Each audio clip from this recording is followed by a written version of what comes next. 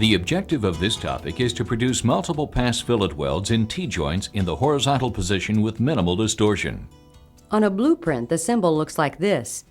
On both sides of the T-joint, deposit fillet welds with 3/8" equal legs using E6010 electrodes and weld each joint the same. You'll need your protective clothing and tools, several 2x6 by 1/4 inch mild steel plates, and 1/8" E6010 electrodes. Set up the constant current power source for electrode positive and set the amps to between 100 and 110. To make the workpiece, form a T-joint by tacking 2 plates together with strong tack welds. Make a second T-joint assembly and tack it to the first.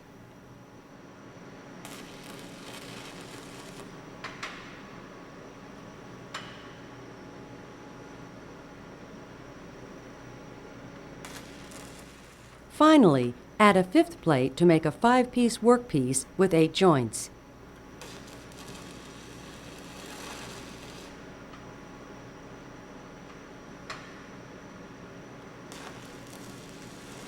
The work angle is 45 degrees, with a 5 to 10 degree drag travel angle.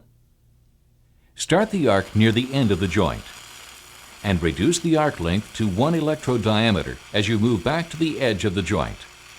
The E6010 is a deep penetrating electrode, so use the whip and pause motion to ensure maximum penetration. Whip 1 electrode diameter forward and 1/2 electrode back. Then pause briefly to produce an even weld bead. Chip the slag and cool the workpiece by dipping it in water.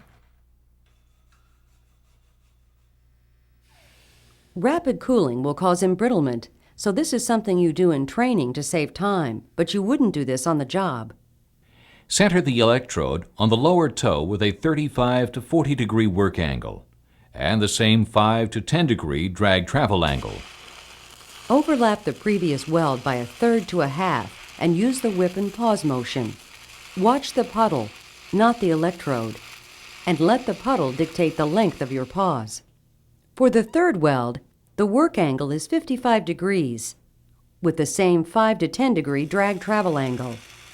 Use the same whip and pause motion. Read the puddle and concentrate on developing a steady rhythm. Chip away the slag and inspect your welds.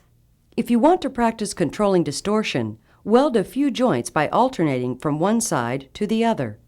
The vertical member should be perpendicular, and you should see an even ripple pattern with equal 3/8" legs minimum. If you're getting undercut along the top toe, check your work angle, travel speed, and amperage. Check with your instructor and continue practice.